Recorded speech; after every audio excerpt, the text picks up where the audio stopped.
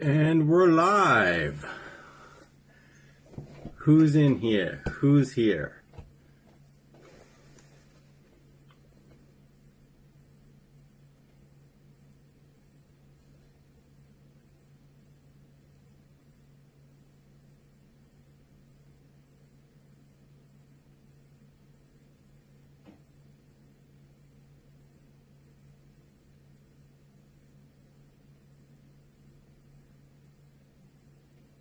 Nobody?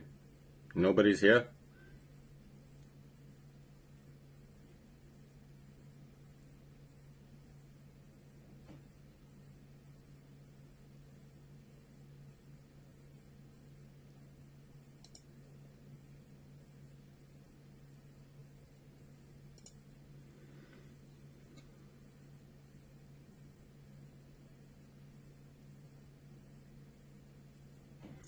I'm gonna stay frozen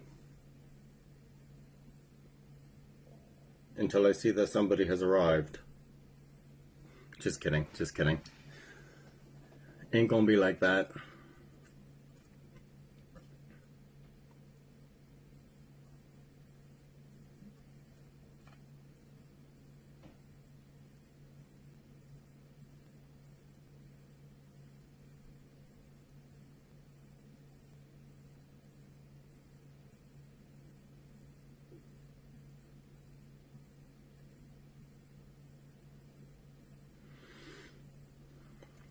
Yeah, I'm just scrolling through Pentax forums, looking at a whole whack of, usual complaints about the K-3 III and the price, which, oh boy. Yeah, on the surface it seems like it's a lot, but really it's competitively priced, so not sure exactly what all the monstrous amount of complaining is all about.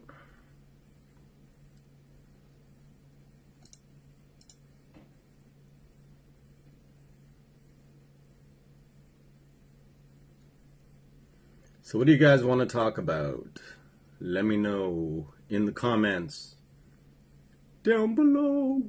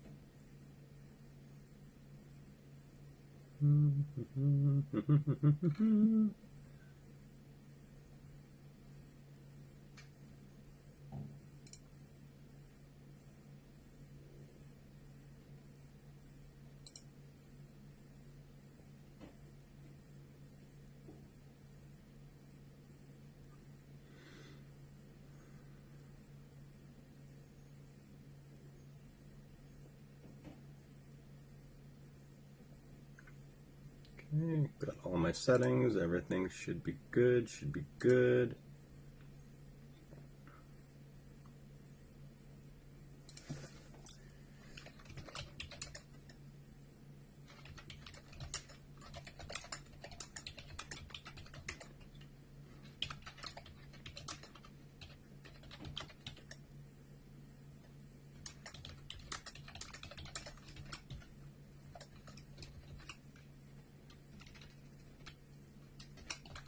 Alright, so my thoughts on the K-3 III so far. I guess we'll start with, who is this camera for? Well, the consensus from eons ago has always been Pentax and their autofocus capabilities. So everybody wanted a...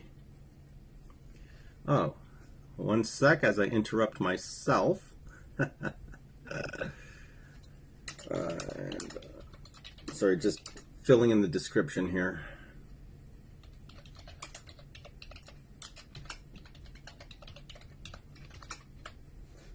All right, save that and say hi to Sean. What's going on, Sean? Yes, your chat is working. And my spelling is not. Let me fix that. Working. There. All right, so the consensus has always been, you know, in regards to Pentax's autofocus, people weren't happy with it. Everyone wanted a flagship replacement for the K3 Mark II. People complained for years, you know, when is this camera coming? The KP wasn't sufficient, yada, yada, yada. You know, whine, complain. Pentax finally completely redesigns and rebuilds a camera from scratch, top to bottom, with top tier capabilities, and people are still complaining. First, it was about just the lack of tilt screen. No tilt screen. Terrible decision. Fire everybody. Terrible. Then the camera ends up getting released with pretty much the same pricing that was in line with what Pentax originally had stated, so that really shouldn't have been a surprise to anybody because it was already stated that would be the price. Camera comes out, price is high compared to what we're used to paying. Price is actually competitive to what else is available. Everyone freaks out about the price, and then freaks out there's no Astrotracer, freaks out it's not a mirrorless camera. You know, I actually kind of feel bad for Pentax, you know, like it doesn't matter what they do. People are just not going to be happy, period. They finally brought together a camera that is good for the action, low light, you know, sports oriented shooters, right? We don't really need a flip screen. We use the OVF. We use the viewfinder. That's how we do our shots. So I don't really understand the monstrous amount of complaining that's going on when everything has already been stated in detail. We already knew what this camera was going to be and who it would be for. No, it is not a landscape camera. Yes, you can do landscapes with it, but it is not a camera that's geared for landscapes. So you want a landscape camera, get the monster of landscape cameras, K1 Mark II. The end. You're a sports-oriented person who needs extremely fast autofocus, a really responsive camera, get the K3 Mark III. Like, I don't know. It's just, I'm really shocked at the amount of complaining that's actually happening. Oh, by the way, Sean, is the audio working? Because I changed a setting. I'm using an external microphone. I just want to make sure it's actually picking up.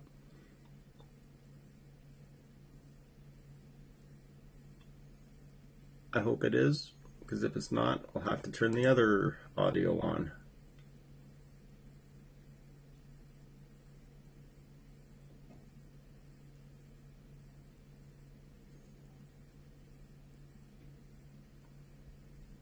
Oh, and Sean, so where are you actually geographically located? Because you said good morning, but it's 1 p.m. where I am.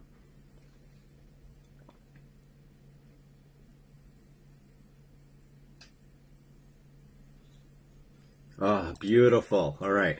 Like, you know, this is all new to me. So my original live one, you know, I thought it was going good until I played it back and was like, oh, wow, there's a huge delay. Oh, so I tweaked a few settings here and there. Hopefully this one will actually be a lot better after the fact. So people who weren't able to join the live chat or the live stream, you know, hopefully they'll have a good experience as well. Oh, Washington State. Nice, nice. DC, I think, right? I'm not very versed on U.S. geographics, but hopefully I got that right. Washington State, DC, District of Columbia. But yeah, in regards to the K-3 III, like I don't know. I mean, a DSLR that actually has eye tracking autofocus is incredible, especially seeing as this is actually coming from Pentax. Still has, you know, the anti-aliasing filter simulator. No one else has actually done that. I mean, you know, and the build construction, the weather sealing, which Pentax is renowned for, the ergonomics of the camera. Oh man, like if I worked at Pentax, I like how many people who actually work at Pentax have actually had a heart attack just from stress? I mean, it's like I was talking to a friend of mine, text messaging, and you know, he mentioned the same thing. Just the amount of you know, the amount of complaining is just absolutely insane. And I told him, you know, it reminds me of a quote from my favorite comedian. You can't please all the people all the time, and last night all those people were at my show. You know, it doesn't matter what you do. Yeah, exactly, Will. You know, okay, so here's my journey in regards to picking up the K-3 III. I did think about it. I thought about it for a long time. I had the money set aside. I was still on the fence, you know, in regards to, do I stick with Pentax? Because there were specific things that I was looking for in regards to my actual shooting. For one, I do a lot of birds in flight, so, you know, more action-oriented kind of stuff. And a lot of times in regards to wildlife, you're not really shooting in ideal light. So I wanted a camera that had superior, you know, I guess not so great light capability. Not necessarily low light, but, you know, high contrast situations, high light weighted metering. So those features actually did pique my interest for the K-3 III. I looked at Fuji, I looked at Nikon, I looked at Canon, I looked at Sony, I looked at DSLR, I looked at Mirrorless, and, you know, I have the 55-300 PLM lens. I also have a Sigma 17500. But just based on the 300 PLM, and I mean, you guys have seen the images that I've captured with that lens, and it's razor sharp. That lens is insane for the price. So, you know, I needed a minimum of 300 millimeters. So I started searching, and some camera bodies were more cost effective than the K-3 III. But as soon as I went to add a 300 millimeter focal length lens, the cost skyrocketed to about $1,000 more than just getting the K-3 III body. So at least that's here in Canada. You know, so after cross comparing all the different available competitors' products and looking at the cost of lenses, especially in the long term, because you know how it is, you don't just get one lens, you end up getting a few, right? So weighing in that cost and then comparing that to the actual cost of sticking with Pentax and getting other lenses available for Pentax, it didn't make any sense to switch. You know, that would have been a detriment to my finances, basically. So, you know, in Canada, the camera's $2,500.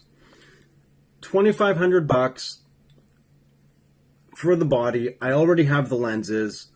I already know exactly what I'm getting in regards to the camera build quality.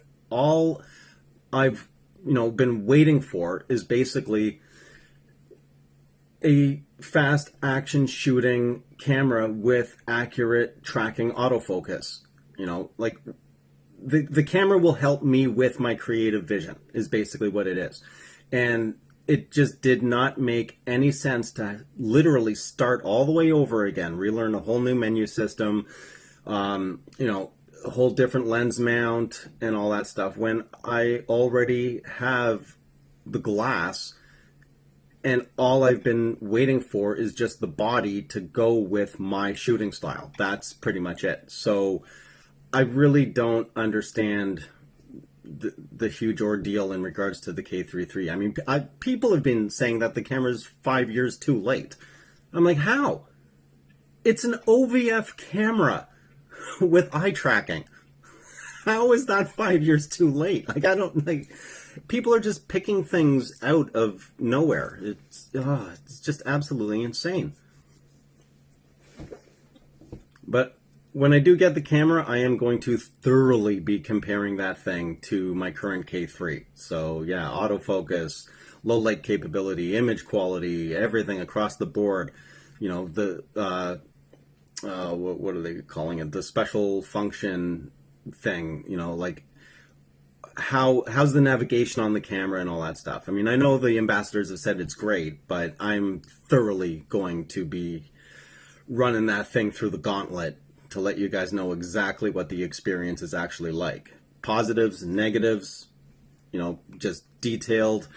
Go through that whole camera from top to bottom and just nitpick every single thing, because you guys, you know, you guys should know exactly what the actual camera experience is, and I'm not an ambassador or Pentax insider, so I can actually get away with giving an objective review of exactly what that thing is. Oh, not enough lenses. Yeah, I know, Will. Oh, boy. Oh, you pre-ordered as well? Nice, nice. And that's the thing, Will. When I was also comparing the lens costs, you know, the other thing, too, is we have in-body image stabilization, right? So could easily go with, say, Canon or Nikon, and, you know, get a, I don't know, I'm just going to make up a lens, say, you know, 200 millimeter lens with no image stabilization. Or you can spend another, what, $500-600 or whatever they're going to charge to get the exact same lens with image stabilization. You know, like, okay, the whole reason I went with Pentax to begin with was the simple fact that the system is cohesive. You buy a lens, you mount it to the camera, and you just start shooting. You don't have to worry about which version of which lens that works with which camera body. Like, come on, man. Like, it's just way too confusing. And I see it all the time. People get a lens, they mount it to their Nikon or Canon camera, and they're like, yeah, it doesn't autofocus. I don't understand what's happening. And then people are like, oh, well, you bought a D-series lens. You need to get a G-series lens. Yeah, that lens isn't compatible with your camera body, even though it's the same mount. I don't need the headache. You know, I really don't. And, you know, I just, you know, the KISS method. Just keep it simple, stupid. Get a lens, cohesive system. You just buy a lens, you mount it to the camera, and you shoot. You know, you don't have to jump through hoops to try to get the exact right version of what lens that works on the same mount, but it doesn't work because it's on purpose. It just doesn't work for me at all. And it's the same with EF and EFS lenses with Canon. You know, it just, ugh, oh, no. Not doing it. Okay, so, Will, let's see, what is that? Common, but yeah. So that's it. We have different shooting styles. Best camera. Yeah, exactly. You know, like, straight up, the K3 III is not going to be a camera that's for everybody. It's just not. It's a very niche camera for a niche targeted style of shooter, you know. And the other, oh, wow, Aaron, Tokyo? Wow. Oh, man, that's crazy.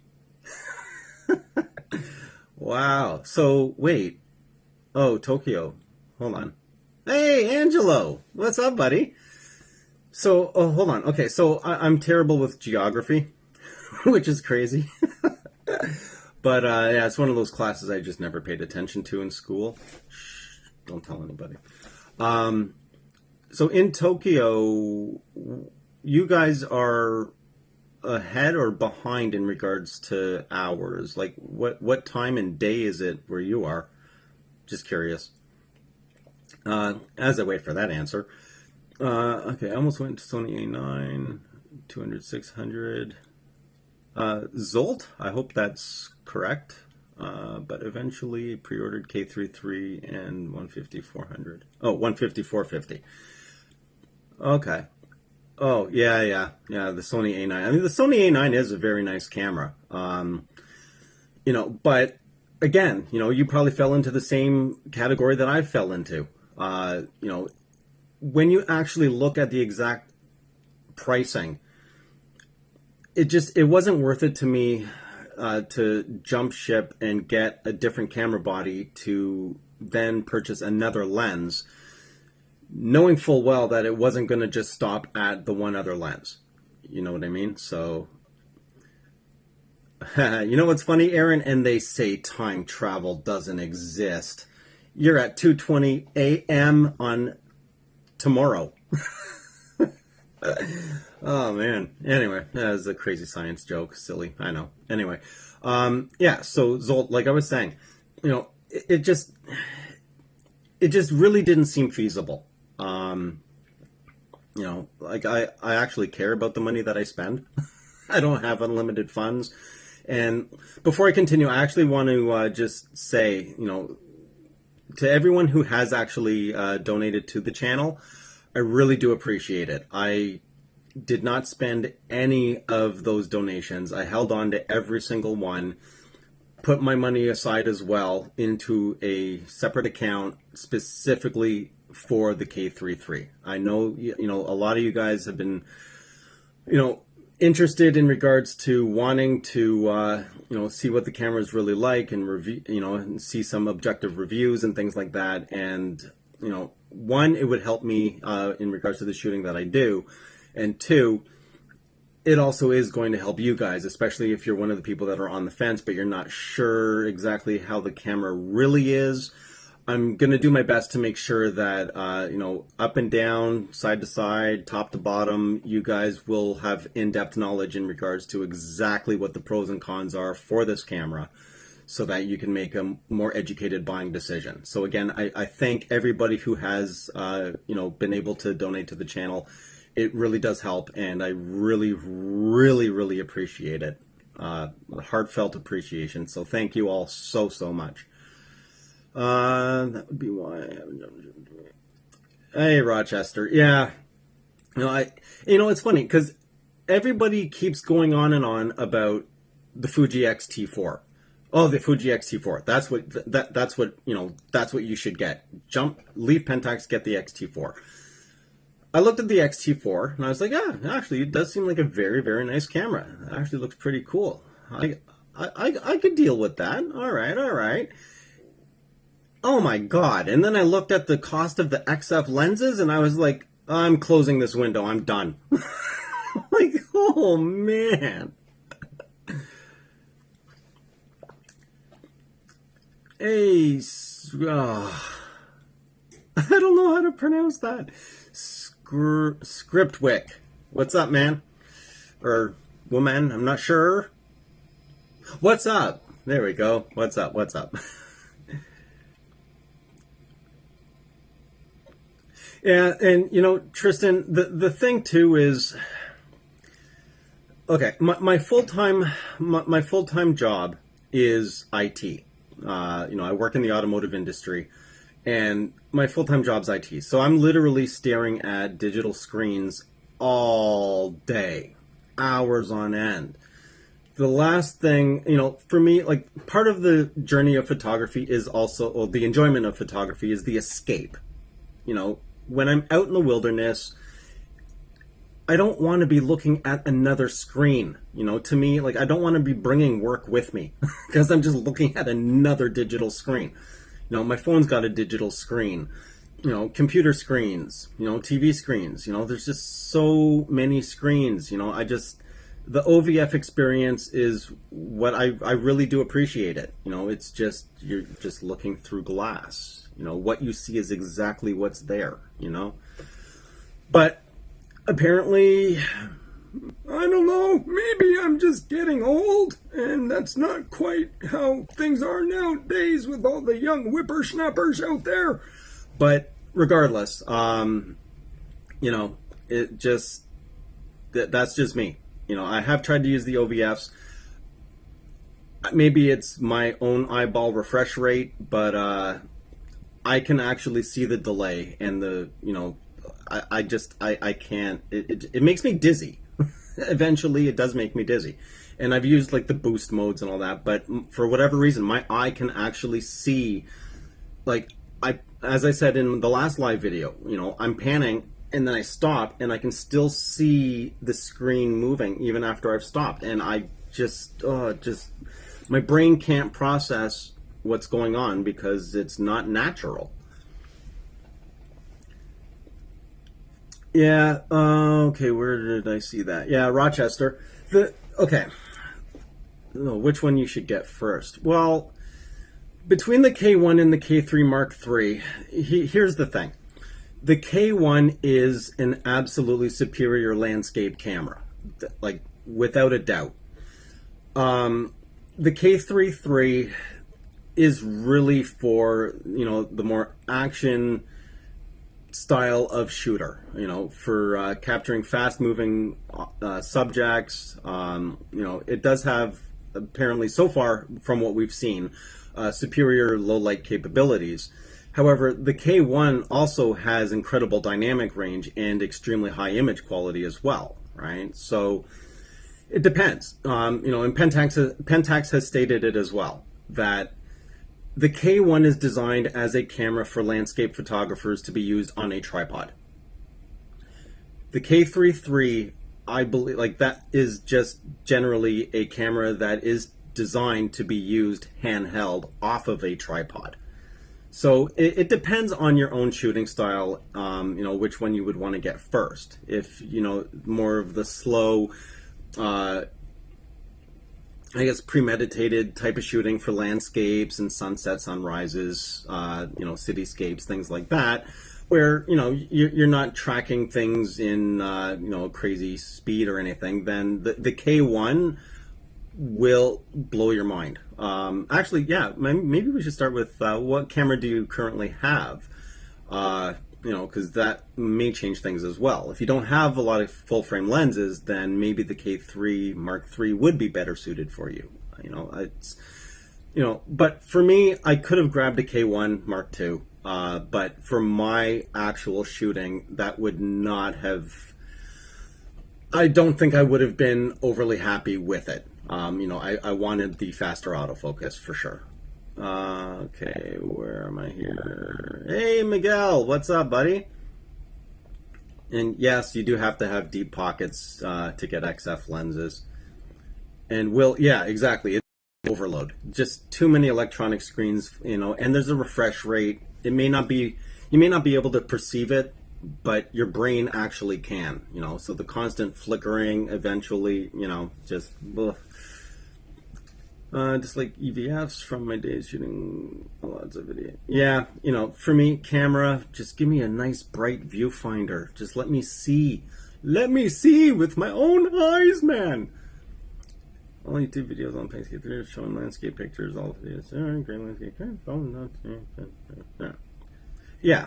And Scriptwick, I agree, and that's why, like, I'm really looking forward to getting this thing, to give a different view of the camera for birds in flight, action, that kind of thing. The testing out the tracking, and because I have noticed that as well. There have been some YouTube videos that were done, that did have some birds in flight and stuff like that. And one of the Pentax ambassadors I do chat with, she does do a large amount of bird shooting and wildlife, and the images that she has captured are phenomenal. But it's one thing also to see the pictures, but it's another thing to actually take the images, right? And being able to back-to-back compare how it went with the gear you had before versus the brand new camera doing the same type of shooting, right? So, once it arrives, oh boy, you guys are going to be in for a whirlwind of information overload. Yeah, Aaron, that's the one. One of the biggest strengths of Pentax is the ergonomics, regardless of if it's OVF or not. The ergonomics, just everything's just so perfectly placed. It's crazy. Like, it's almost like they're tapping people's houses and like figuring out exactly what their hand size is.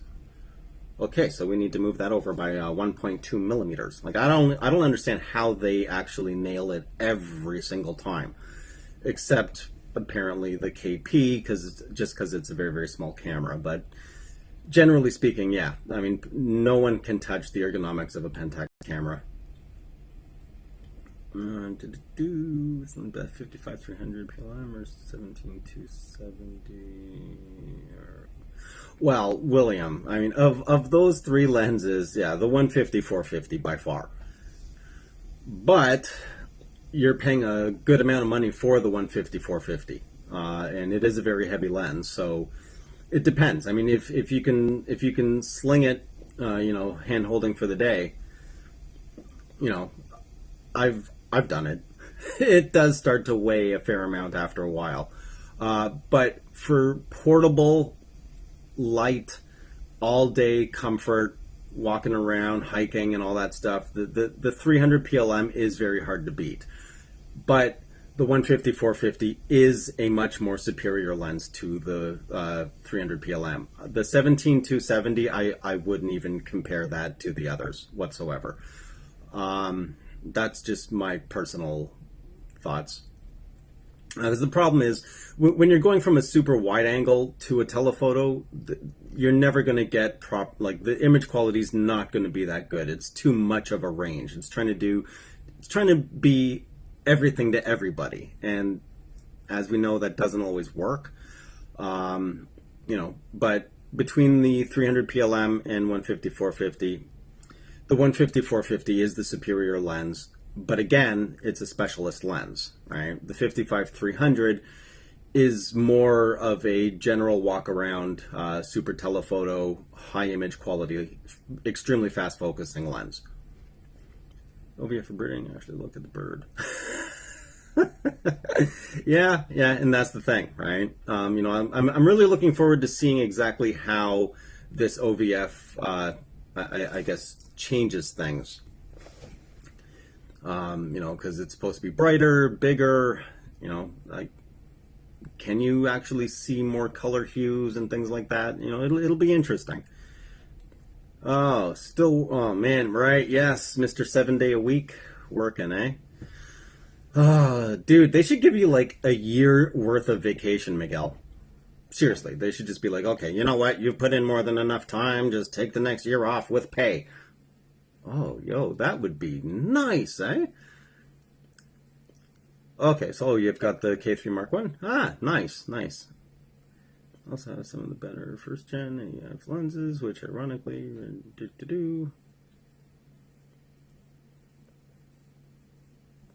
Yeah, well, you know what? The 16 megapixel sensor on the K5 II, Rochester, that is a superior sensor. However, Pentax managed to extract that amount of image quality out of that sensor is absolutely incredible. Even to today's standards, if you look at the score and actually calculate like the age of the K5 II, it still scores very, very high in regards to the image quality, dynamic range, and all that.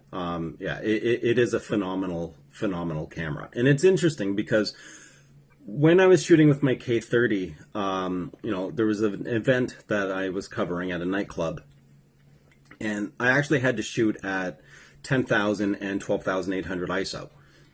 The images came out clean. I was absolutely mind completely and utterly blown.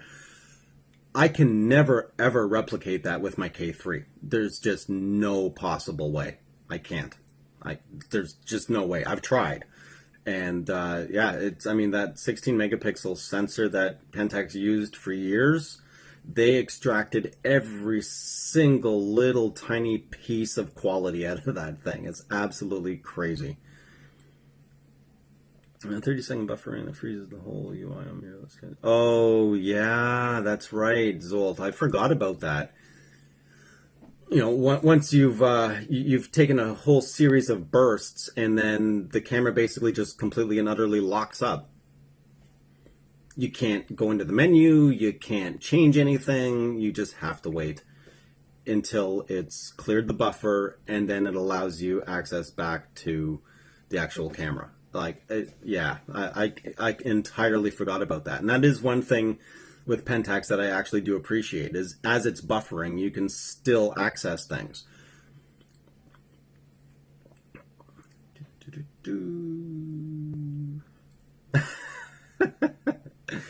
Oh, Rochester, you're funny. Yeah, well, I don't know about a 16 megapixel K1, because you have to remember, it's a megapixel race. Well, megapixel and autofocus speed, eye detect. Maybe soon they'll have pupil detect or tooth detect. Well, I know I know that they had smile detect. I wonder whatever happened to that. Actually, come to think of it. Yeah, whatever did that used to be the big thing. Smile detect. You could press the shutter and it wouldn't take a picture until someone smiled, and then interesting. It's amazing how some of these things you're like, oh wow, and then a few years later you completely forgot it even existed. All right, Angelo. Yes, I did see your post about that on Facebook. Yeah, yeah, that would be an interesting combination with the larger viewfinder and the OME53 magnifying eye cup. That would be interesting to see how that actually works. So you're gonna get a Katie, or if we end up meeting up, you're gonna end up trying mine out.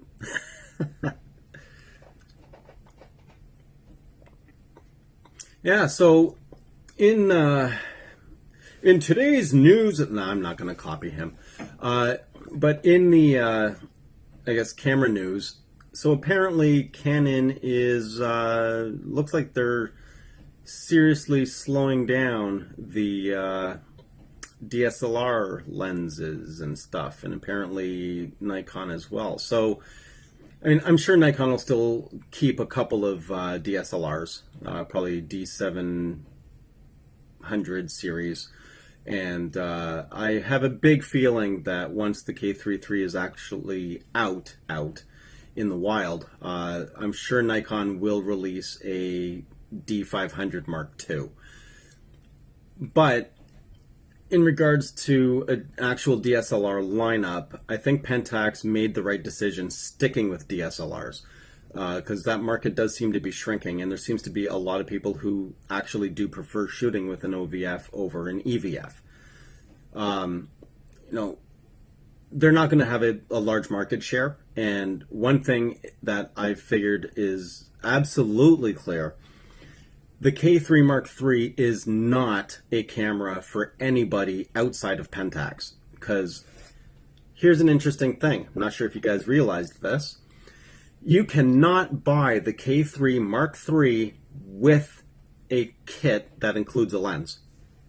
Doesn't exist. No. Does not exist. You can only buy it with the body. Whether it's the premium kit with the leather, the cool leather strap that I did not get, and the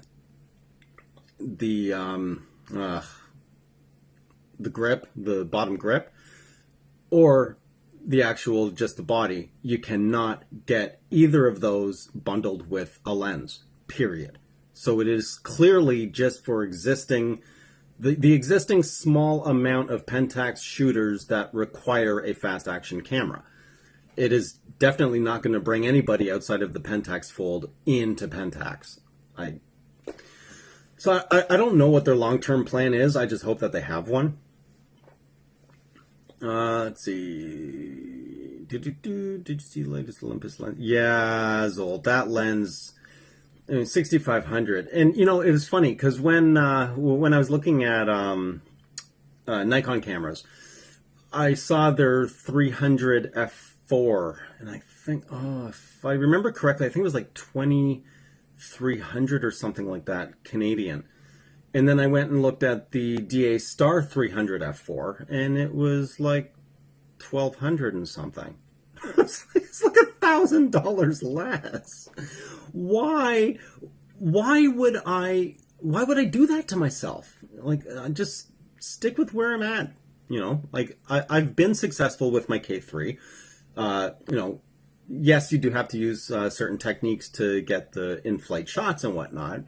One of the things I do is I actually track the bird from a fairly long distance away, and as it's coming closer, every once in a while I'm using back button focus, and I'll refocus until I can see the tracking moving around, and then that's when I start capturing it. But I do start from when the bird is actually pretty far in the distance, just so that the camera consistently maintains, the change in distance. I'm hoping that with the K3 Mark III, I'll be able to actually make those split-second decisions. If I just happen to see something in the corner of my eye, right, instead, and it's fairly close, I won't have to keep tracking and then, oh, okay, no, it's not facing the right way. I'll be able to actually just pull the camera out and just shoot, right? So I'm hoping that's going to be one of the things, and that is one of the things I'm going to be testing. I'm going to try to use it like the mirrorless people do and see how good it really holds up, Yeah. Friend stands for a shop in dimly studio came to. Well, and that's the thing, Aaron. The K1 is it is a low light monster. It really is. And even the Cameraville comparison videos between Nikon and Sony and Fuji and Pentax, when he's showing the K1 in regards to the dynamic range, it's an absolutely stellar camera. And I'm still in shock about Pentax's claim that, actually, and Carrick James as well, stating that the dynamic range and ISO capability in regards to the K3 Mark III is about 2 stops better than the K1. Like, that's nuts. That's absolutely nuts. But, who knows? Maybe the K1 Mark III is going to be 2 million ISO. Who knows? Now these in the optical formula are a different one for the new. Okay, well, Rochester, here's the thing. With from what I understand, with the design of PLM lenses, it has to be a different optical formula, because the problem with PLM is the motor itself is not very strong. It cannot move heavy glass. For example, actually, give me one sec, since I have my 55-300 here.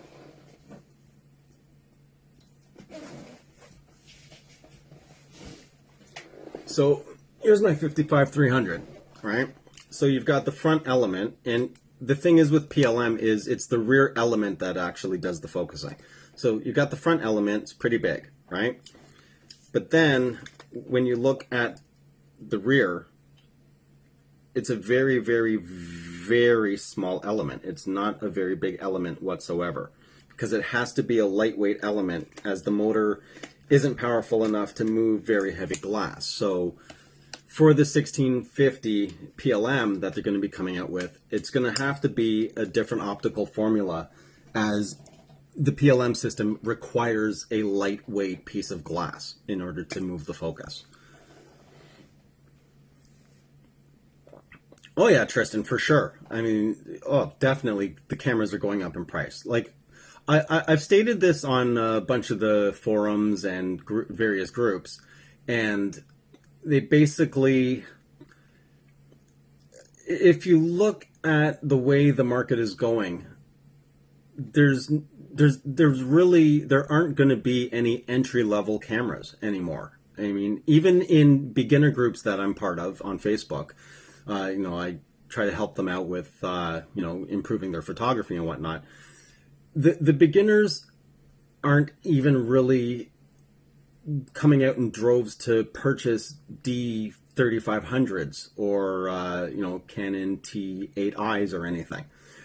Everything now is Canon RP, Canon R5, Sony A7 III, Sony A7R III, Fuji, everyone is going top tier, or at least mid tier and higher, as they start in photography. So yeah, I think that the days of entry level equipment it's dying. It really is. Pentax in camera raw development is quite addictive.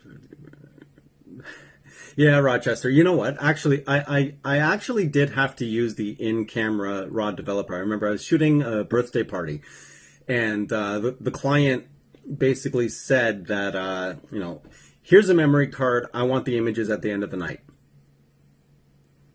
I was like, that's not how I work, but you're the client, so okay.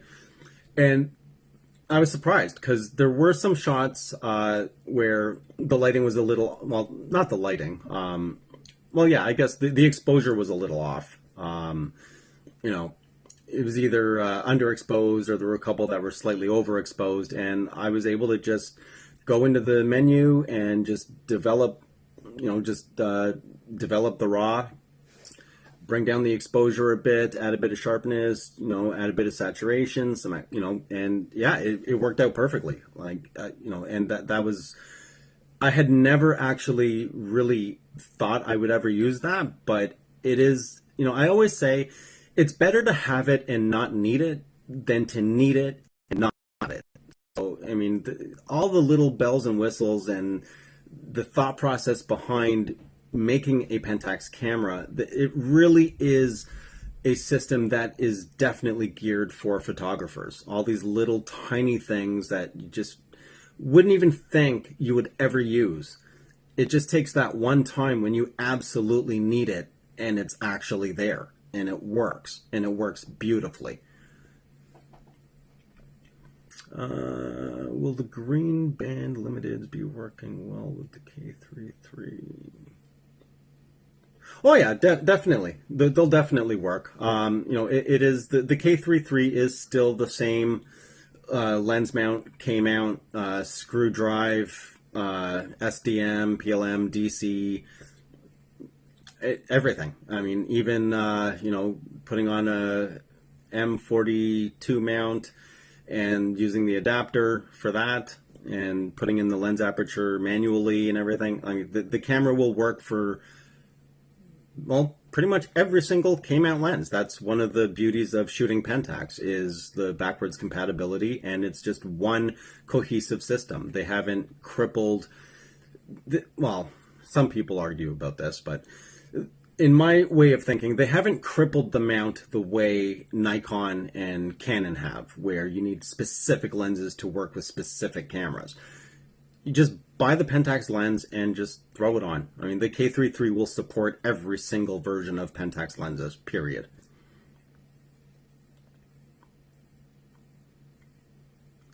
Yeah, Rochester, I hear you, man. Yeah, and I think that's what they've been able to nail with the K3 III. There was a video that they had posted about their thought process on the new accelerator chip and how there's a fine line between loss of detail and noise reduction, and they figured out a way to be able to retain the sharpness and image quality while also reducing the noise, but keeping an actual realistic black level instead of having the blue tinge, blotchy kind of thing. So yeah, and I think that's how they've been able to get approximately 2 stops worth of better image quality out of the K3 III versus the K1. And you set up your YouTube account in 2004. Got the account. Is I'm just going to edit my bird photos. Yeah, we all, dude, Scriptwick, we all wish that there was a 600. Well, there is. If you want to pay $1 million for the FA Star 600 lens, the thing is massive. But yeah, it looks like with Sigma, if you can find a used one, the best that we're going to get is between the 50-500 or the 150-500. Yeah. I mean, that's pretty much it. Like, it would be nice if there was a third-party agreement, again, hopefully sooner than later, to actually license some lenses, so that we could get, more longer focal length lenses. Because, I mean, really, realistically, all there really is the DA Star 300, the 55-300 PLM, and the 150-450, and the insane monstrosity of the DA 560. Now, outside of that, we really don't have many options unless you can find older, used Sigmas. Mirrorless takes the fun out of photography. I've actually conditioned myself to stop chimping altogether unless I... Yeah. You know, it's like one of my friends. He's got a Sony A7R IV as well as a Pentax K1 Mark II, and he was saying, you know, using the Sony, as great as it is, you're just there to press the button. The camera does literally everything for you. There's really no actual skill involved. You're never going to learn anything by using it. You know, but when you're using, you know, the DSLR, you actually have to have some skills and understand photography more in order to use the camera, right? So, but, you know, I mean, this is the day and age that we're in right now, right? Everyone wants it now, you know, least amount of work, you know, just get it done, you know. But, you know, I mean, some people love mirrorless, and it does have its advantages. You know, for example, you know, a histogram in the viewfinder, you know, being you know, what you see is what you get directly in the viewfinder. But for me personally, I mean, I started in film, so, you know, yeah, DSLRs for me. Batch raw processing. Yes, Rochester. Like I said, I mean, Pentax packs in pretty much every single tool that you would need as a photographer, and it's all in the camera. Even if you didn't even have an editor, you could still do everything in the camera and then convert it to JPEG and throw it online, you know? Nobody ever talks about how autofocus speed is on the 1685 versus 2040. I honestly, I don't know how the speed difference would be. I think the 1685 would probably be better because I believe it's a DC motor. So one, it would be silent, and it may be faster. It depends on the 2040 and the actual focus throw for the focus ring itself. You know, but it is a screw-driven lens, so, you know, generally they are regarded as being a bit slower. Your FA primes will work perfectly fine on the K3 III. Deno? The new autofocus module on the K3 III is going to be leaps and bounds better than that on the K1. It's a completely new system, which is actually coupled with the 307,000 pixel RGB IR sensor.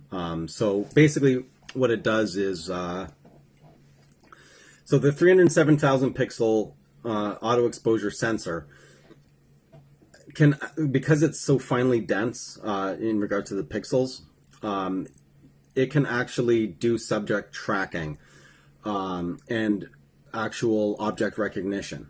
So it can actually pick up like a person's eye, face, all that stuff. So as you move around, the camera will actually track. And that data is actually fed to the autofocus system, which has also been expanded with 101 focus points. So, yeah, the autofocus is going to be beyond anything that we've ever seen from Pentax previously. And it's not going to be an incremental upgrade. We've got autofocus here as it is right now. This is going to be way above and beyond anything that we would have ever thought Pentax was going to actually bring out. Cruising Gypsy. Kodak brownie. Yeah, you know what? I actually have a brownie upstairs. Not like the food brownie. I might go to the store and get that, though. But yeah, I do have a brownie upstairs. Oh, the 2040 does have a DC motor? Oh, okay. My guess... Oh, yeah, actually, yeah, you're right. I don't know what I was thinking. Yeah, so the 2040 probably would focus faster just because it's a shorter focal range. So I would think it might be at least a little bit faster. What do I make with Katie and Bluetooth using a phone as a monitor and image? Angelo, that's a loaded question, dude. Okay, so I did a video on image sync, and I was not really overly impressed with it. However, with the K3 III, since it's using Bluetooth in order for the software to actually communicate, and I believe that there's been an update with image sync, at least I'm hoping, and it's a faster protocol in the camera as well. So that might actually eliminate the issues that I noticed while testing out image sync. Just the delay. The one thing I'm really interested to see if they actually resolved is, and I guess with the expanded autofocus area within the K3 III, I think because what was happening when I tested the image sync software using the K3 Mark II or the K1, yeah, I think it was the K1 Mark II, is when you're tapping on the screen, you could actually be outside the focus area, but there's no indication in the software that that's actually outside of what's covered within the focus area. So you could be tapping on the screen, wondering like, why is this not focusing? It's not working. Well, it's because, the focus area may be here, but you're tapping, along here, right? So I'm hoping with the expanded autofocus coverage on the K3 III that will actually eliminate this whole issue. But other than that, I can't really say what I think about it until I actually get the camera, and then I'm going to actually test that out as well. And I'm also interested in the geotagging, how that actually is going to work, and how much battery drain, because it is supposed to be Bluetooth low energy, so there shouldn't really be any battery drain. But, the verdict's still out until I actually get it and thoroughly go through and test it and see how it really is. It's a good question, though, man. Very good question. Good that they've gone with the latest USB 3, fast data transfer. Will we get an updated remote app? I don't think we'll get an updated remote app. If they do make updates to image sync, which I really think they should, but we're not going to get a new remote app. It's still going to be image sync 2. It is what it is. But like I was just saying, hopefully with the expanded area of autofocus on the K3 III, a lot of the issues, especially with the file transfer speeds regarding the Bluetooth protocol and, better Wi-Fi, hopefully that will speed up the process and allow a better experience using a phone as a remote for the camera. But again, I won't know until I actually get it. Can't wait. Yeah, Zold, I hear you, man. You know what, though? I was talking to a friend of mine months ago, and I already called it. Because they already have the OGPS module, and if they keep putting Astro in the cameras, they're never going to sell any of the OGPS modules. They've already spent the money, on R&D and design and manufacturing. They need to sell them. It's a business, right? So it's unfortunate, but I also get it. And, what are you going to do, right? You're in business to make money. And that's pretty much it, right? I cannot fault Pentax for that decision. I just really can't. And plus, the K3 III is actually not, an Astro landscape camera, at least by design. It's a fast action wildlife, that kind of camera. So the need for GPS is not really needed in that, but you do have the option if you really do need it, to get it. So, all right, let's see what else. So Tamron 92.8 to be. Oh yeah, the Tamron 92.8. That is a nice lens, nice and sharp from everything I've seen. Oh yeah, 90 on a crop camera. So you'd be at what, about 130-ish, somewhere around there. Yeah, that would be an absolutely great portrait lens. Yeah, very, very nice, very nice. That autofocus area is gonna just make your subject pop like no tomorrow, man. Okay, yeah. So I was about right, 135. Oh yeah, that's a perfect portrait focal length. Go to bed. Oh, thanks, Aaron, man. Anyways, yeah, it's see, that was two. I don't know. Anyway, yes, my time traveling friend Aaron. All right, man. You have a good night.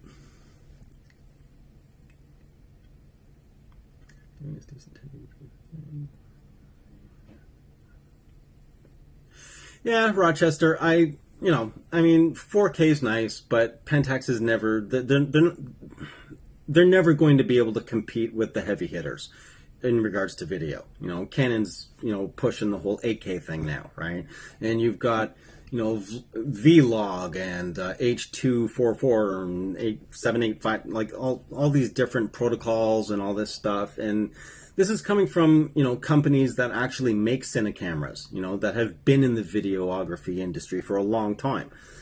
Pentax is never going to be able to compete with that. So there's really no point in them spending a gazillion dollars in R&D on trying to get their video aspect better to still fail, So the sensor itself is natively 4K, so that's how we end up with 4K. But it'll work. It'll be decent. It's not going to be phenomenal, but I'm going to test that out as well. Probably record some stuff, yeah, maybe not that, but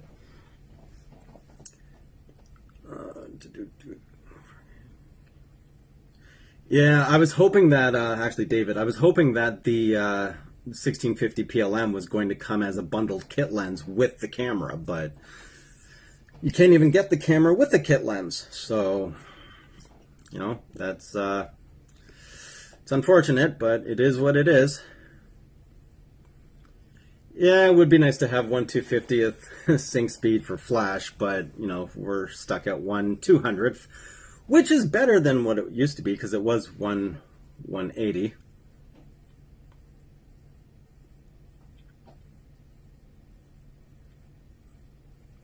Yeah, that's not going to happen. That's not going to happen, Dino. Well, unless a long time goes by. And there's no way that the price will be 2K with a grip. There's no way.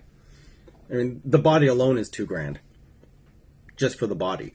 The premium kit, what is that? 24 something, I think. I'd rather have K1 for night sky. Yeah. Yeah, well, you know what? I have access to a K1 Mark II, so I will be doing a comparison between that and the K3 III as well.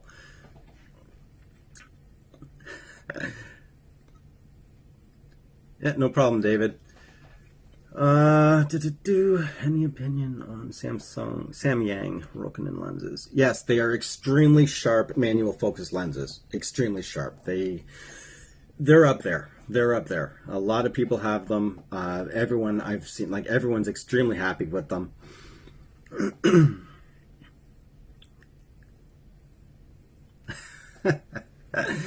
Thanks a lot, Cruising Gypsy. All right, guys, give me 1 sec. I will return in a moment. I just gotta quickly check something upstairs. I will be right back. I don't have any hold music, though. Give me 1 sec.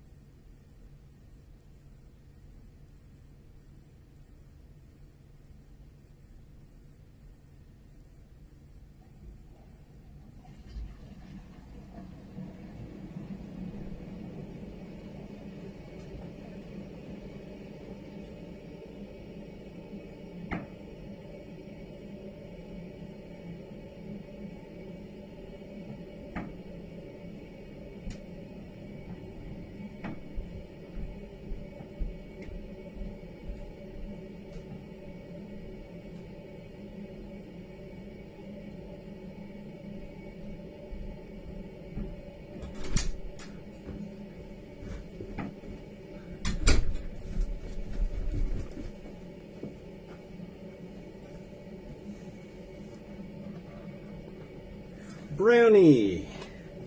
Got my brownie. Which one is this?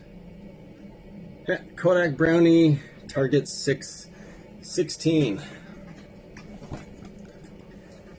Yeah, man. Sweet. Feel good, very cinematic 1080, K1, so lens.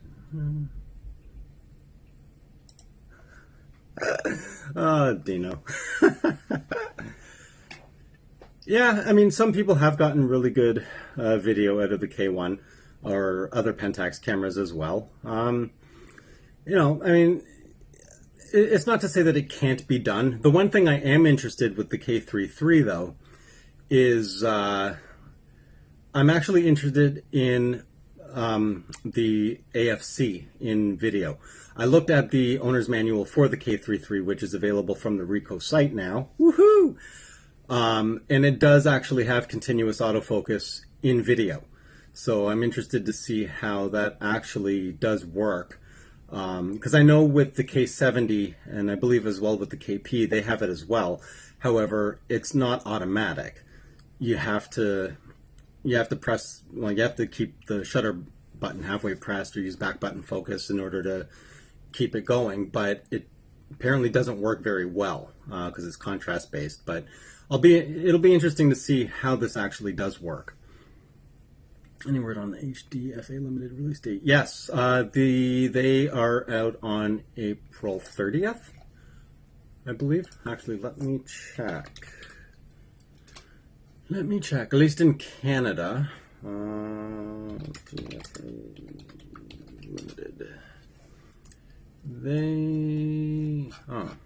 Why are they not showing up now? Oh, maybe if I spelled it right, that would help. Okay, let's see. Nope. Okay, fine, I'll type in Pentax. All right, April 29th is the release date for the 31, 77, and 43 HDFAs. Yeah. Interesting. So wow, really? The HDFA 43 1.9 limited is, for the Canadian price, will be $770. Interesting. And then the 77 is $1,030, and the 31 is $1,330. Huh. I wonder why. Oh, I guess it's because of the 0.1 aperture difference.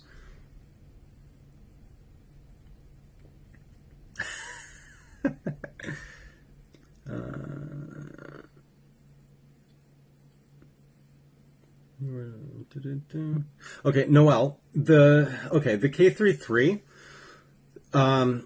it pseudo has GPS. GPS is available by tethering to your phone to use your phone's location data to stream to the actual camera itself. In regards to built-in GPS, it does not.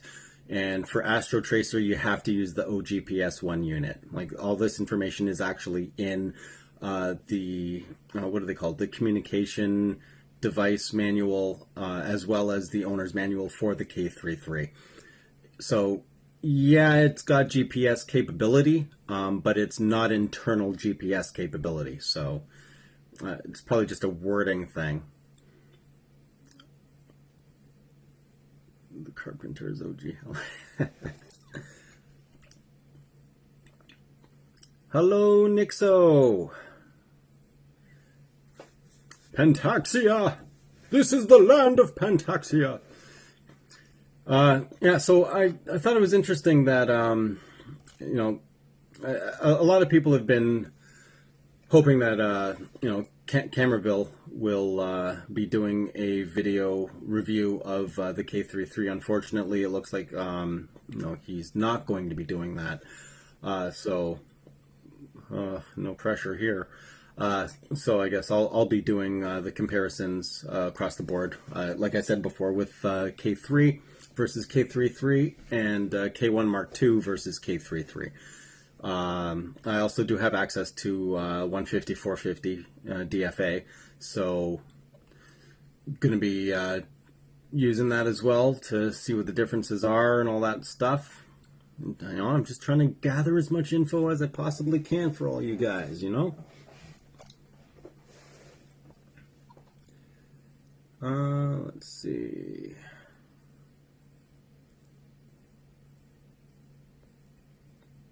Yes, Noel. It is compatible with the OGPS unit. That is how you need to use it for Astrotracer. Mind you, I have read some comments in regards to using the OGPS unit, and I've read some stuff about extreme battery drain, which I think may be why they opted to use Bluetooth Low Energy for for GPS geotagging for location services by just tethering straight to your phone to minimize any of the battery consumption issues. Oh, not sure if you guys caught this in one of the videos, and it's also listed in the manual. The Pentax K-3 III can also be used as a power bank through the USB-C, so you can actually charge your phone off the camera. It's crazy. It's actually pretty smart because if you're going to be transferring images to your phone and then using your phone to upload directly to social media, like, that's actually brilliant. That's perfect.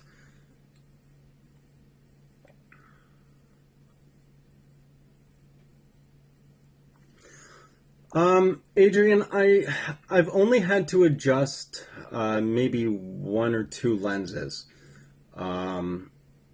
And actually, both of those lenses they're both Sigmas. Go figure. But I really haven't had any issues with my Pentax specific lenses, to be honest. Like, at first I thought I did, but then I went through the whole gauntlet of trying to, get it right and everything, and it turned out that it just happened to focus on the wrong thing when I was out shooting. It wasn't actually something that was inherently wrong in regards to the focus itself. But the two Sigma lenses that I do have, yes, I have had to actually adjust them in the camera to get the focus correct.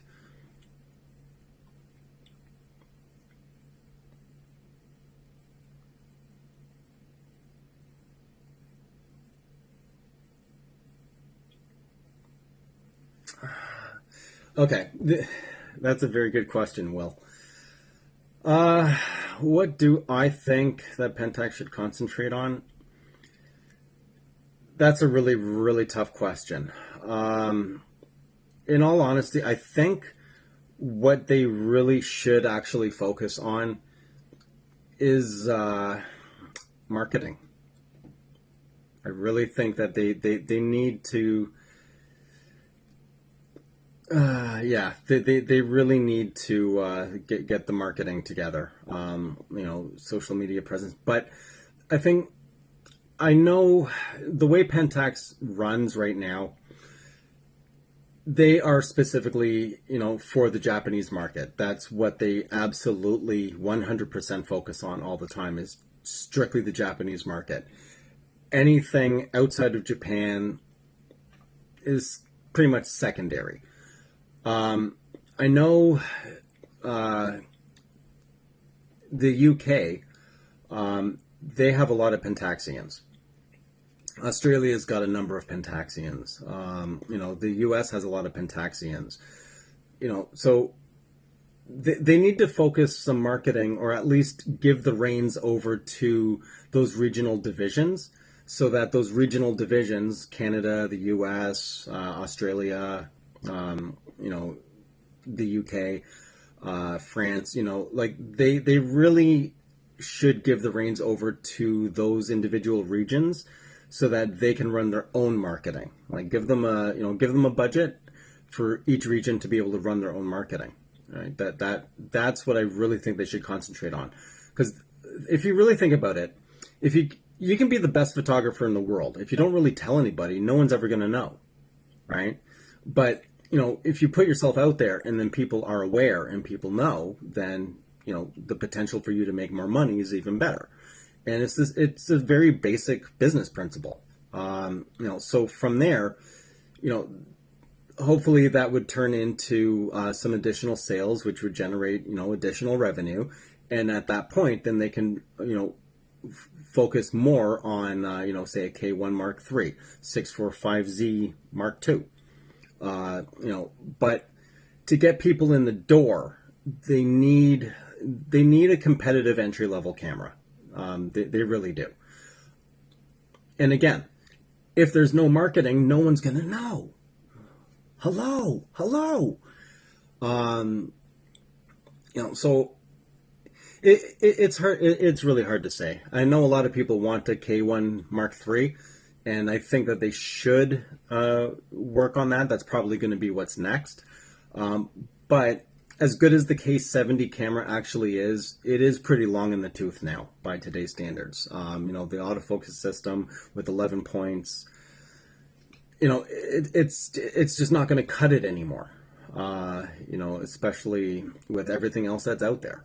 It is a great camera, but they need to be able to entice new people to come over to the Pentax system. If they're not going to do that, then I don't know what else they really should concentrate on.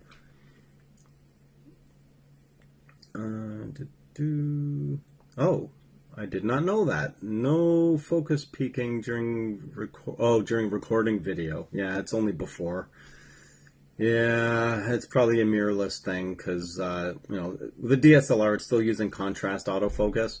It's not using phase detect on sensor autofocus, so that it may not actually be a fault with Pentax. It may just strictly be just an unfortunate issue in regards to it being a DSLR. It's just not a possibility as of the technology we have right now. Both my Sigmas have front focus issues on K3. But no issues on K5. Yeah, Rochester, the reason for that is, okay, so say you've got the camera that has a tolerance of, say, 0.5, right? So you've got, on one hand, you've got the camera that's got, a 0.5 variation of tolerance, which is still in what they call acceptable levels. But then you get a lens that's also in 0.5%, plus minus, but still regarded as acceptable levels.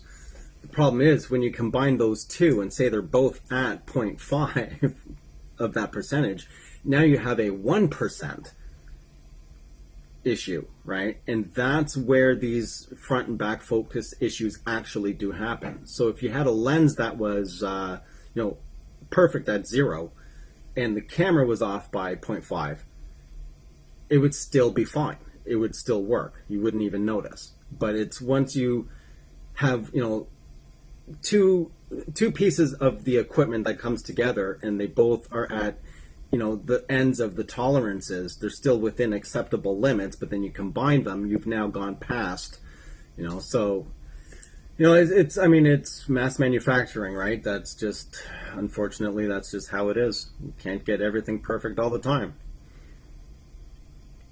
K-3 III manual, if any of you guys want to read before you get the camera.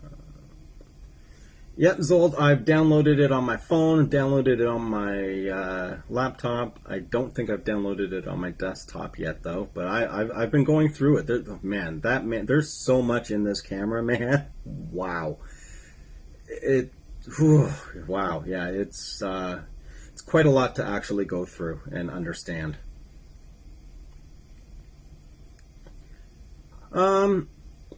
Yeah, cruising gypsy. I guess in a matter of speaking, or well, maybe not Leica-esque, because that would mean that camera bodies would be $8, $9, $10 million.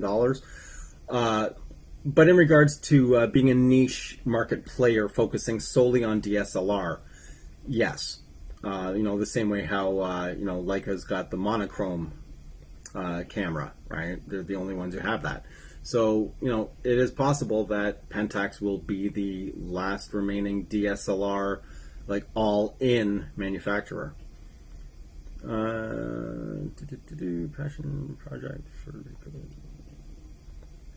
Yeah, I mean that is possible, Rochester. But again, the same thing is, Ricoh's in business to make money, right? So they've got to be able to drive sales that make sense, right? But I just, yeah, the release of the K3 III is bizarre. As phenomenal as the camera actually is, it is bizarre. And someone asked, okay, give me one sec, Will. I am actually going to see if I can get that for you.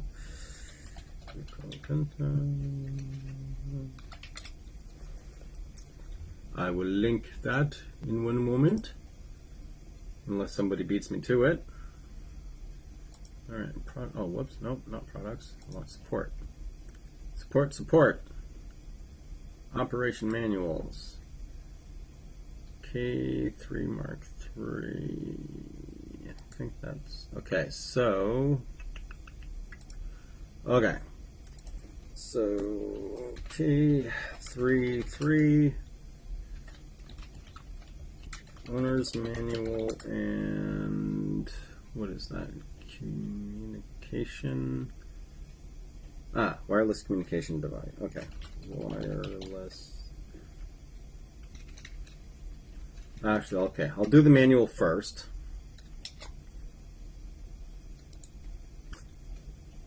Okay, do the manual first, and then I will do the wireless communication guide after, I think. Is that English? They don't really say which one's English.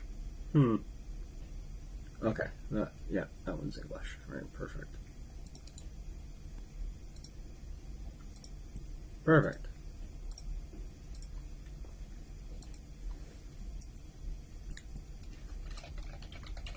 Wireless communication guide.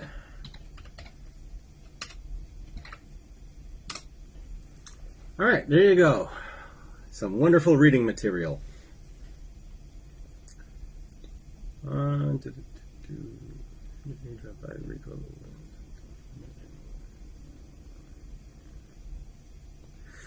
Yeah, Scriptwick, that's part of the issue, is the fact that it really does seem that outside of Japan, there really just isn't any real interest in supporting the other regions. Well, I can't remember if it was Germany, somewhere in Europe anyway. There actually is a decent amount of support out there, but especially like for North America, it's non-existent. It's really non-existent. Like I've messaged Pentax a number of times. I was even asking in regards to exactly who the official retailers are for Pentax. Because I think, what was it? Pentax had they had a statement about official retailers or sanctioned suppliers, something like that. Anyway, so I was curious as to exactly who are they in Canada. That was days ago. I haven't heard anything back yet. Because I wanted to know about the K3 III. Where exactly am I supposed to get it from? Just to make sure I cover myself, because I don't want to purchase it and then end up with no warranty or something. But I ended up just making the pre-order anyway, because there's just, I'm not getting any answers from them, and yeah, so it's unfortunate. But I've heard it over and over and over again that just the North American element of support is just gone. It's just not there whatsoever. Oh man, an hour and 50. Oh right, I was on for like half an hour before this even started. All right, so I'm gonna actually shut down in 5 minutes. That would be an hour and a half. I think it's long enough, man. Hour and a half. Yeah. So 5 minutes to ask me stuff. Oh man, that means I've got 5 minutes to answer. So that's what, 5 minutes times how many people? 25, so that's 2.34 seconds. No, I'm just kidding. I'm just kidding. I mean, I am going to be bouncing in 5 minutes, though. Still, oh, from my last live video, I still cannot find any discs for this thing. Still can't do it. Cannot figure out where to get discs from. Oh, yeah, you know what, Will? Okay. That was something else, too. So, the place I ordered it from what their distributor is saying, silver is not available body only. Only black. You can only get silver in the premium kit. So I got black. And I did want silver at first because I just always wanted to have the silver one. But I don't know. There's just something about having the black shutter button. That just completely threw me off. If it was the chrome or silver that, like, I believe they used to use, then I would have been all in. But the black, to me, just the black shutter button for me just spoils it. That's just me, though. But I'm nuts.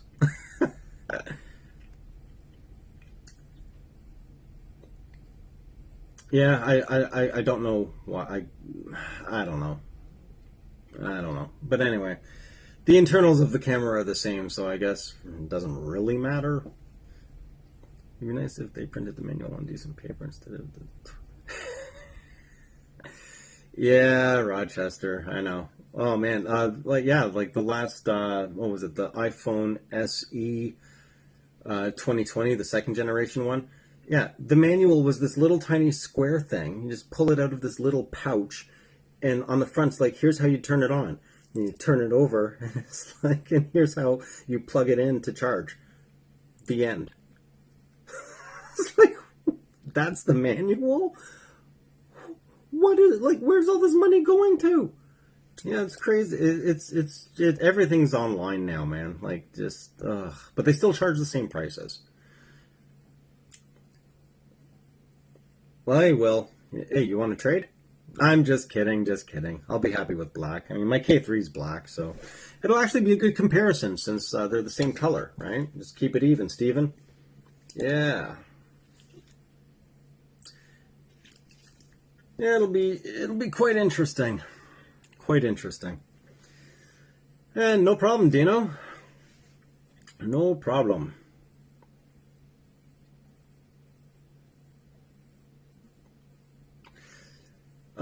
You know what, Simon? There's probably still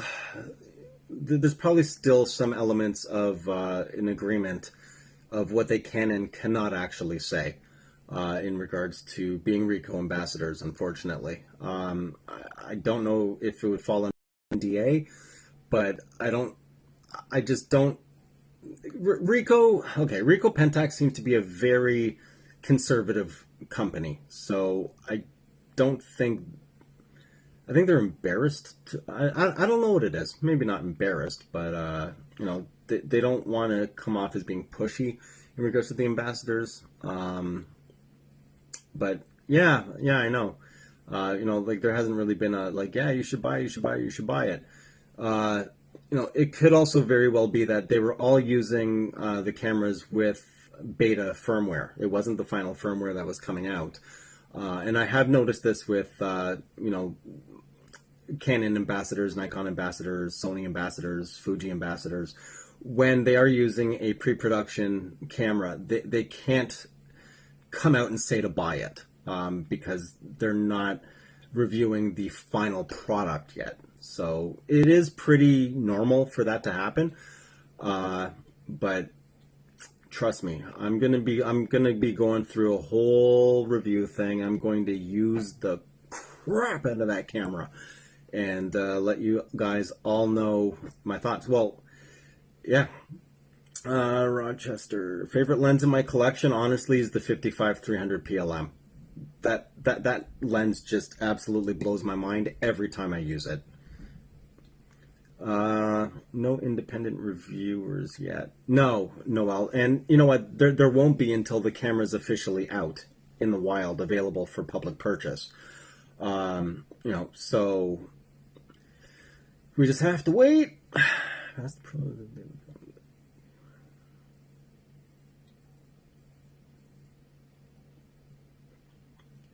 Yeah, but, well, Simon, that you have to understand, though. I can understand where they're coming from in regards to not dropping the K1, because the K1 is a landscape tripod-oriented camera. And that's what a lot of the ambassadors actually use Pentax system for. The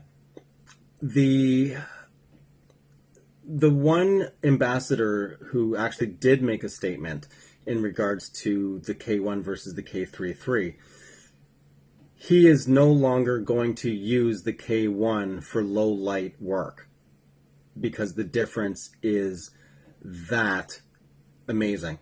The K3 III is now his go-to low light camera, period.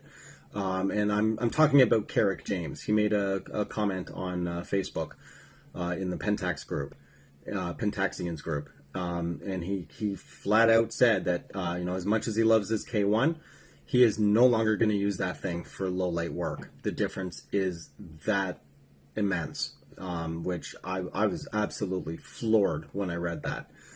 Pentax integrates old manual. Yeah, Adrian, you know what? And I have a number of, I've got a couple of Pentax M lenses and some M42 mount lenses, so I'm interested to see how that all integrates as well. Oh man, they would Zolt. They would never make Cameraville an ambassador, never. I mean, they won't even make me an ambassador, but I get why. I give praise where praise is due, and I'm critical where criticism is due. So, yeah, it is what it is. 7200 wouldn't have any focus. Well, you know what? Focus breathing seems to be an inherent issue with non-internal focus lenses, non-internal zooming lenses.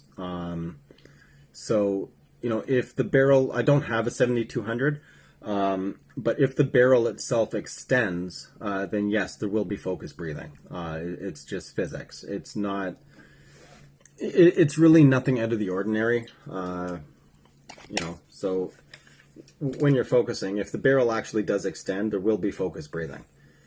But from what I've noticed, apparently if it's internal focusing, internal zooming, then it does minimize the focus breathing issues.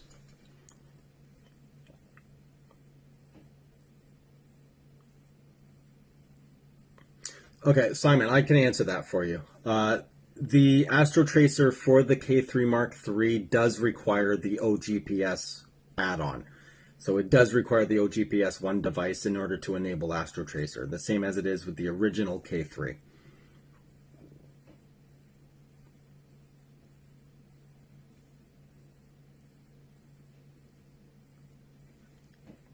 But again, the K3 Mark III is not, it's designed as a fast, quick responding handheld camera. It's not really designed to cater to, the more landscape or astro shooters that are using a tripod most of the time. It's for a completely different shooter, a very small number of different shooters, but that's pretty much what they've geared the K3 Mark III for. Anyway, all right, guys, I am 4 minutes past what I initially said, so you guys got 4 extra minutes with me. But that's going to be it for this one, and no problem, Simon. I'm looking forward to doing the tests. Yeah, so that's it for this video. Thanks for tuning in, guys, and again, for everyone who has actually, been gracious enough to give a donation to the channel. I very, very much do appreciate it. Thank you again all so much for the support, the great chats, the questions, the comments, the jokes. You guys are an absolutely amazing bunch of people that have subscribed to my channel, and I appreciate every single one of you. Yeah. All right. Well, thanks, Will. see, I just finished saying you guys are great. Okay, I just want to make sure I didn't miss anything. Right. Yes. Thank you very much, Will. And no problem, Sean. You know, I'm just doing what I can for you guys, and you know, just try to keep it entertaining and educational and fun-tastic and all that stuff. So next week is going to be the next live one. Got to figure out a topic to talk about, though. But it will be happening again Saturday, 1 o'clock Eastern Standard Time. I will be right here with all of you. Oh, yeah, that's where my camera is. I'm like looking at my screen. I'm like, oh wait, no, that's not right. It's over there. All right. Yes. All right, guys. Anyway, you guys have a good day, night, evening, morning, afternoon, wherever you are. All right, guys. I'm out. Again, thanks for tuning in. And you guys stay safe and be good and go out and get some photos. I'm out.